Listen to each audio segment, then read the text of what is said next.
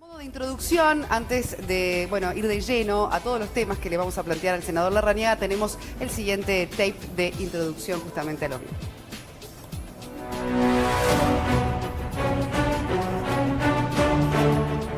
El 1 de junio de 2014, Jorge Larrañaga llegó a la sede del Partido Nacional, en la calle Juan Carlos Gómez, para saludar a su contrincante en las elecciones internas, Luis Lacalle Pou, quien acababa de resultar vencedor.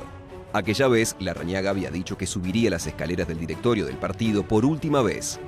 Y aunque días más tarde aceptó integrar la fórmula como vice, el líder de Alianza Nacional mantuvo firme su palabra. No fue hasta este lunes, 3 años y 9 meses más tarde, que Larrañaga volvió al directorio del partido, esta vez para presentar personalmente una serie de propuestas elaboradas por su sector. La creación de fuerzas de seguridad con efectivos de las Fuerzas Armadas, la transformación del sistema penitenciario y la organización de un Estado más eficiente y menos pesado, son algunas de las ideas que el senador puso sobre la mesa. ¿Qué llevó a Larrañaga a tomar la decisión de volver al directorio? ¿Por qué presentar ahora estas propuestas? Y le podríamos añadir, senador, buen Buenos día. días, Un placer. senador. Bueno, buen día. Volvió el mismo senador Larrañaga que hace 4 años había pronunciado esas palabras tan contundentes. ¿Qué cambió en el senador que llegó días atrás al directorio nuevamente? Y aquellas expresiones fueron dichas en un marco de dolor en función del resultado adverso de aquella instancia electoral, donde con toda franqueza pensé que se había quebrado mi entusiasmo por la propia actividad política. Con el paso del tiempo uno advierte varias cosas. Primero, que se trató de una derrota electoral. Segundo, que no se quebraron principios, valores por los que uno ha abrazado la actividad política durante todos estos años, y que uno debe de poner orgullos por el objetivo fundamental de procurar construir desde la actividad política, desde nuestro partido, y por lo tanto por eso resolví con firmeza subir las escaleras del directorio para ponerme al servicio de la unidad de un partido que el país precisa para construir buena parte de su futuro, no solo, sino con mucha gente. Por esas razones entendí que debía dar ese paso para tener la firmeza, la convicción, el coraje republicano de decir hay que dar vuelta a la página, hay que trabajar desde el instrumento que nosotros tenemos los nacionalistas, que es nuestro partido, para llevar adelante respuestas frente a la gente, y por eso presentamos un documento, porque pretendemos primero conciliarlo internamente y después que nuestro partido pueda conversar con las restantes fuerzas políticas para impulsar un proyecto no en contra del gobierno, sino un proyecto superador que me parece que es lo que está esperando ya nos vamos a adentrar en esta agenda para el progreso, como denominó el documento, pero un poco volviendo a la pregunta de Cristian, ¿qué volvió a encender el entusiasmo de Larrañaga también para, después de lo que fue el resultado de 2014, volver a presentarse como precandidato del Partido Nacional y en definitiva también regresar, como sucedía el lunes, a la casa del Partido Nacional? ¿Qué hizo el clic en Larrañaga, donde vio nuevamente una oportunidad para poder entrar a la cancha, en definitiva, de lo que es el proceso electoral? A mí nadie me ha regalado nada. Yo he luchado permanentemente desde cuando fui intendente municipal de Paysandú, durante 10 años, hasta cuando salí de Paysandú para construir un movimiento político nacional, que lo hice puerta a puerta, departamento a departamento, en todo el territorio nacional. Logré las mayorías partidarias para ser el candidato a la presidencia del 2004 y obtuve una importante votación que superó el 35% del electorado, la más grande después del restablecimiento de la democracia. Y creo, en consecuencia, que lo que me determinó es que no puedo ser espectador pacífico, teniendo 4 hijos, teniendo la edad que tengo, un espectador de un país que no va bien y que tengo la obligación de brindar el mayor esfuerzo para buscar avanzar en sociedad, no en confrontación, sino en sociedad, para revertir situaciones que a mi juicio hacen que el país no vaya bien. Por eso tomé esa determinación, soy un resiliente, tengo una enorme capacidad para levantarme. Siempre digo lo mismo, un ser humano se puede caer en la vida como nos podemos caer todos, pero la diferencia está en poder levantarnos, en poder tener la determinación como para poder llevar adelante un camino. Después la gente será la que resolverá. Usted presentó esta Agenda para el Progreso, denominada también APP, a tono con el uso de la tecnología también de hoy por hoy. App, exactamente. Donde, bueno, propone una conciliación programática. Esto apunta fundamentalmente al bloque de la oposición. Ahora, ¿a quién hay que convencer primero? ¿A los de su propio partido o a los a los partidos restantes? Yo creo que el partido está convencido de que debe liderar una agenda en este sentido para mostrar un proyecto alternativo. Esto me parece central. ¿Qué vamos a hacer con el Estado? ¿Qué vamos a hacer con la educación? ¿Qué vamos a hacer con el trabajo, con el desarrollo del interior, con la seguridad pública? Son a mi modo de ver aspectos centrales que hay que abordar para no entrar en la improvisación de buscar entendimientos cuando faltan 30 días para una elección, porque después terminan por no ser definitivamente aceptados, entendidos o creídos por parte de la población en general. Entonces hay que trabajar con tiempo, sin improvisaciones, para sintonizar una respuesta que yo creo que el partido tiene y las otras colectividades también tienen ideas importantes, positivas, que resuelvan o apunten a resolver problemas que la sociedad tiene. Ahora, un alto costo del Estado, una inseguridad creciente y compleja, en el punto de la educación y su fracaso, en fin, muchísimos de la temas. Seguridad, en una primera instancia, la educación, usted dice, es el principal fracaso del gobierno del Frente Amplio, pero lo vamos a retomar después.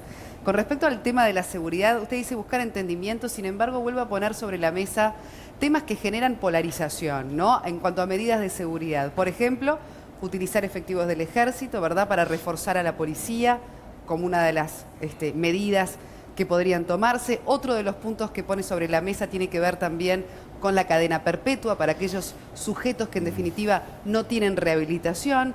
¿Cree que se puede seguir dialogando sobre temas que se han dialogado en otras veces, en otras oportunidades, pero sin consenso? Mire, justamente. Yo creo que lo que no se puede aceptar es que se nos diga por parte del ministro Bonomi, después de 13 años de gestión, que lo que hay que llevar adelante es un shock de políticas sociales, porque tiempo han tenido para llevarlas adelante. Lo claro es que hay indicadores en el marco de los delitos que determinan una suerte de enorme complejidad en la inseguridad de la gente y que el Estado tiene, por mandato de la Constitución, la obligación de cuidar a los ciudadanos.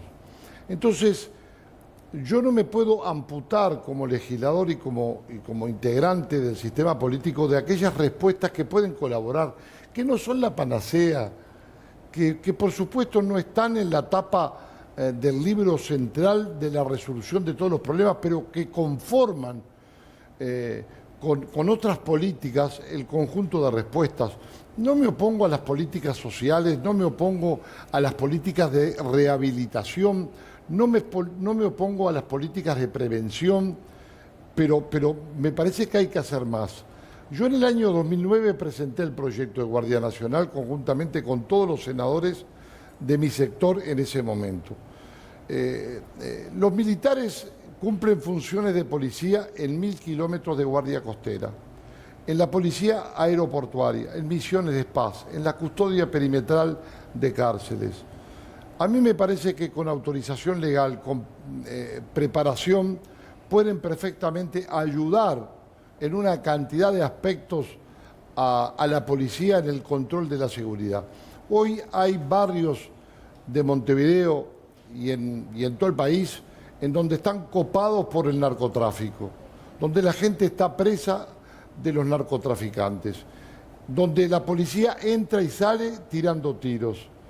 Y a mí me parece que hay que tomar recetas que han salido airosas, por ejemplo en Medellín, donde la presencia del Estado con lo mejor, con la educación, con centros barriales, culturales, deportivos, pero también con la presencia firme del Estado, acompaña al vecino que tiene miedo, que incluso hoy es compelido en cualquier lugar a decir o te vas de tu casa y me la das, o voy a matar a integrantes de tu familia. Y eso está pasando a 15 cuadras de acá.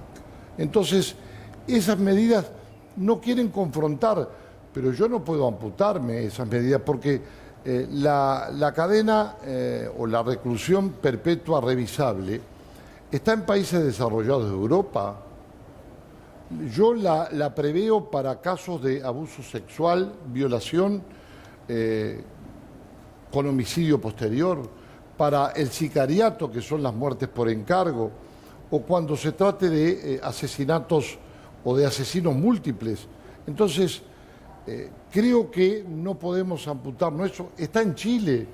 Revisable porque a los 30 años de condena, digamos, se evalúa... A los 30 años el penado puede acudir a la Suprema Corte de Justicia y hay todo un mecanismo con profesionales previstos para ver si esa persona cumple con la rehabilitación que marca la Constitución de la República. Muchas veces folclóricamente se dice que el delincuente, el homicida, está jugado. En ese sentido, ¿le parece realmente que puede ser disuasoria la cadena perpetua? Mire, yo no sé si es disuasoria, pero sí por lo menos sacar de la sociedad a personas que no estando habilitadas para vivir en sociedad porque tienen una ajenidad al remordimiento y una falta de conciencia del daño que han hecho, por lo menos están recluidas, porque fíjese una cosa, qué tristeza y qué dolor que la policía llegó 4 días tarde a apresar a ese sujeto que se autoeliminó y que terminó con la muerte de la muchacha del supermercado. Esa es la explicación que le vamos a dar a ese niño de 7, 8 años que queda sin madre. Entonces, a mí me parece que puede cumplir un efecto disuasorio. La pena de copamiento, que es rapiña más privación de libertad, que fue prevista en el año 2005 por ley, que es un delito bien uruguayo, arrancó con 160 copamientos en ese año. Resulta que al cabo del tiempo, en los años sucesivos de aplicación, disminuyó 30%. El año pasado, en el primer semestre, solamente hubieron 15 copamientos, de acuerdo a los relevos que nosotros tenemos.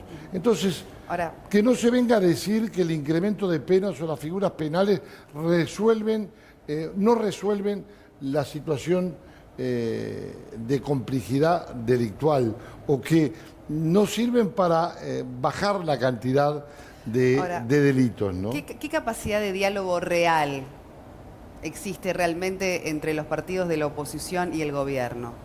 De trabajo en conjunto, porque cada vez que surgen propuestas de un lado u otro, siempre son críticas. Eso es complicado, Soledad, porque usted sabe que hace 1 año y pico tuvimos un diálogo por seguridad entre la oposición y el presidente de la República. Luego de una Semana Santa llena de problemas, se impulsó una etapa de trabajo y lamentablemente por los preconceptos del gobierno, porque el Frente Amplio no le gusta la palabra reprimir, no le gusta la palabra incremento de delitos, no le gusta la palabra imponer mayores castigos. Y a mí me parece que es un error, porque eso no es de izquierda o de derecha, pero la fuerza de gobierno tiene esa dificultad. Cuando vamos a hablar de aumentar penas no quieren, cuando vamos a establecer nuevos delitos no, cuando A mí me dijeron que era poco menos que golpista cuando propuse transformar el cuartel de Punta Rieles en una cárcel. Resulta que paradoja, en el periodo anterior, en el gobierno anterior, llevaron adelante esa iniciativa y ahora tildan a la cárcel de Punta Rieles como una cárcel modelo. Entonces, me parece que se complejiza el diálogo por seguridad por los preconceptos que la izquierda tiene. Esto es real. No quiere saber de Fuerzas Armadas porque confunde, creo, las Fuerzas Armadas, que son totalmente distintas las Fuerzas Armadas actuales a las Fuerzas Armadas de la dictadura. Nadie prevé que los militares salgan con una ametralladora a tirar tiros por todos lados. Las autoridades del ejército dicen que ellos no están de acuerdo con ese tipo de medidas porque dicen que la preparación del ejército tiene otras tareas. No estoy de acuerdo con que digan que no están preparados, porque no es así. Porque en funciones de paz han cumplido funciones de policía con un éxito estupendo. Felicitada la institución por Naciones Unidas, porque la policía que ejerce la Prefectura Nacional Naval en 1000 kilómetros de costa en nuestro país es exitosa pese a los pocos recursos económicos que tiene. Pero además, yo no digo que lancemos a militares a funciones de policía sin autorización legal y sin preparación, no. Preparemos a esos militares para ejercer esa función de policía. Tienen disciplina, tienen adiestramiento en cuanto a lo que significa la utilización de armas. Bueno, me parece que se puede adoptar. Pero además, les cito algunos ejemplos. Pueden sustituir al Ministerio del Interior en la policía estacionaria, que es la policía que está en embajadas, en edificios públicos.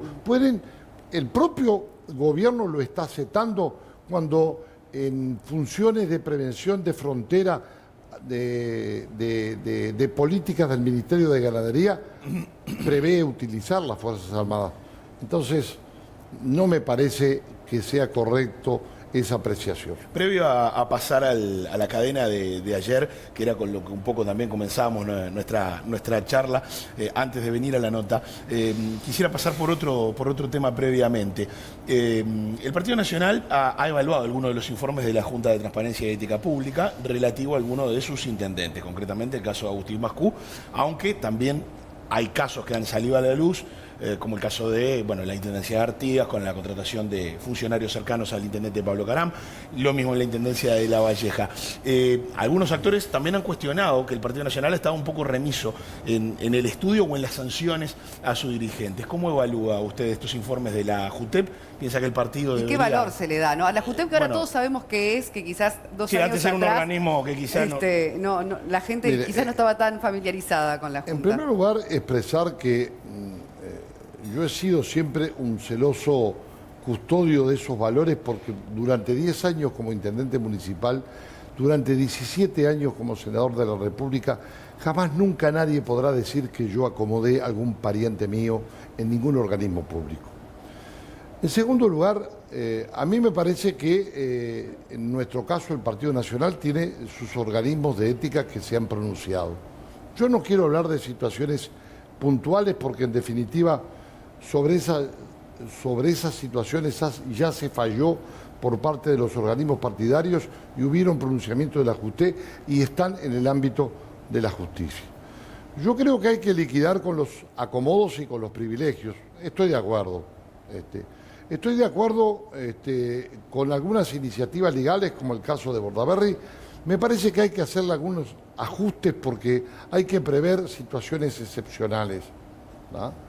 Y hay que eliminar toda esa fanfarria que muchas veces se genera en torno a los organismos del Estado, que se da en todos los organismos del Estado. A mí me sorprende que el presidente se sorprenda y diga voy a consultar si está bien o está mal la contratación de un pariente en su guardia de seguridad y lo someta a consideración de la JUTEC. ¿Qué va a hacer la JUTEC? ¿Va a intervenir? ¿Va a decir que está bien? ¿Va a decir que está mal? No sabe el presidente lo que está bien o lo que está mal. Entonces, a mí me parece que hay que dar ejemplos, hay que legislar, hay que terminar con esas situaciones que se han dado bueno, en todos los organismos del Estado, que no me parece que estén bien. Ahora, también hay que cuidarse, porque muchas veces yo fui intendente y en Paysandú, por ejemplo, en aquellos tiempos del año 90, era muy difícil encontrar, por ejemplo, profesionales, ingenieros civiles, estructurales, especialistas en determinadas áreas. Y bueno, a veces puede haber la coincidencia que uno, por ser de confianza, pueda tener que contratar un especialista en la materia que justo revista la condición de pariente. Entonces, no se puede amputar una gestión departamental. Ahora, quizás lo que habría que hacer es dar cuenta desde el propio organismo, previamente a la contratación, dar cuenta al Tribunal de Cuentas, a la JUTEC, a la Junta Departamental, y hacerlo transparente y decir, yo voy a contratar a fulano de tal porque lo preciso, porque es idóneo, porque es capaz. Es pariente, mire, lo voy a contratar.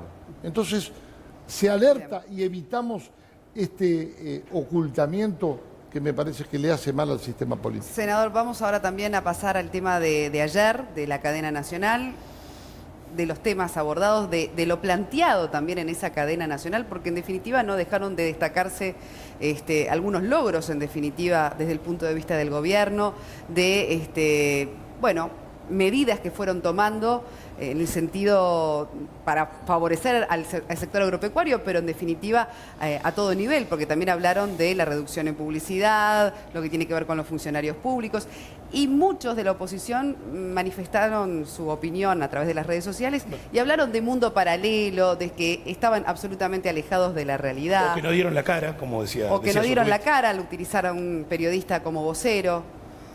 Miren, yo le voy a hacer franco, como siempre lo he sido, y absolutamente directo.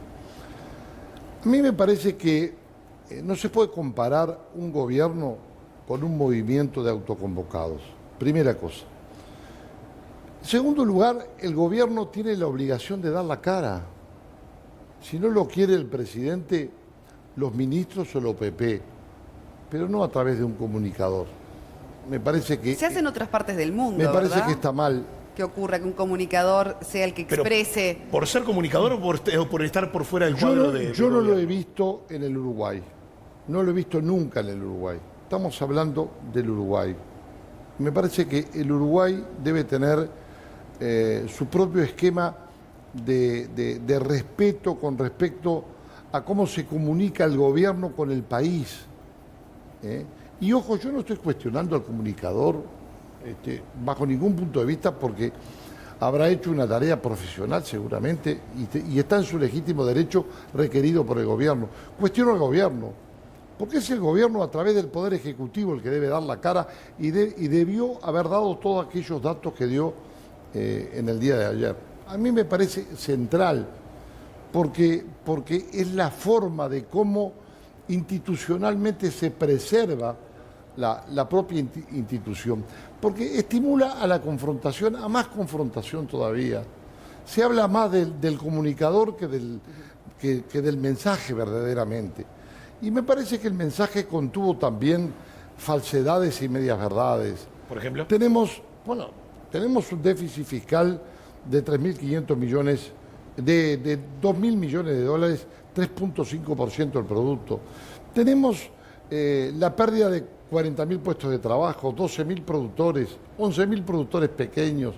El costo del Estado es realmente cada vez más grande y pesa cada vez en mayor medida en la competitividad, en la rentabilidad del sector agropecuario.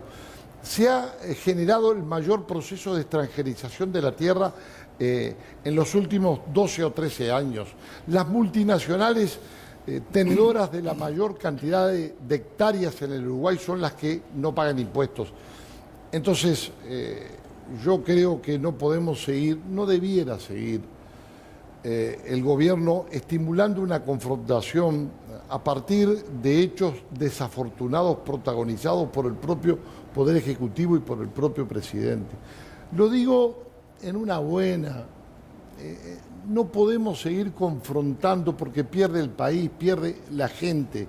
No podemos seguir aplicando sentido se la refiere a política de confrontación? tolderías, poniendo los buenos contra los malos, los de izquierda contra los de derecha, los del campo contra los de la ciudad.